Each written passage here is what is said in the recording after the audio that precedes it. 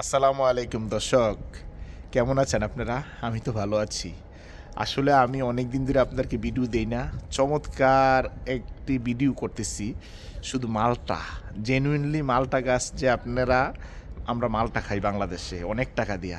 আর আমি বাংলাদেশের আমি পর্তুগালে এই মালটা গাছ দেখাচ্ছি, প্রচুর মালটা ধরে রয়েছে ভাইয়া। তো এই মালটাগুলি যদি না দেখাই, তাহলে মালটা গাছটি যদি না দেখায় ভাই, তো এই দেখেন প্রচুর মালটা ধরে রয়েছে। মানে এত মালটা ধরে রয়েছে, আমি অবাক হয়ে গেছি। তো দর্শক আসলে এই দেখেন পড়ে রয়েছে, নিচেও অনেকগুলি পড়ে রয়েছে, খাওয়ার নাই।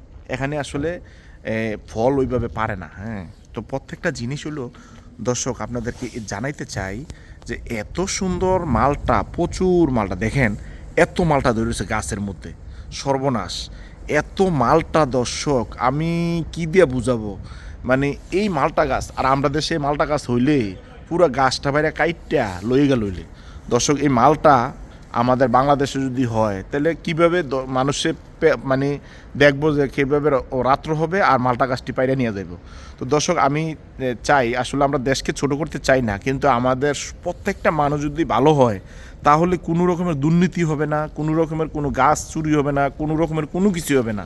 দেশটা অনেক সুন্দর হবে। আমি চমৎকারভাবে বলতে চাই যে আমাদের দেশটা সুন্দর।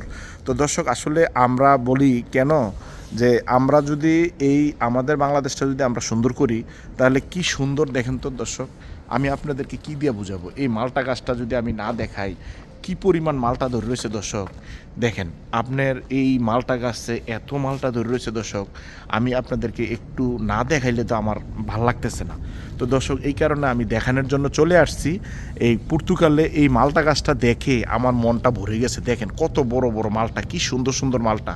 তো আসলে দর্শক আমার মনটা ভালো লাগে আর কি, আপনাদেরকে একটু দেখাইলে অনেক সুন্দর।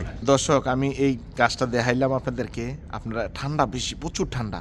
তো আপনারা সকলে ভালো থাকবেন, আমার এই ভিডিওটা দেখবেন, অবশ্যই ভালো লাগবে আশা করি। আসসালামু আলাইকুম।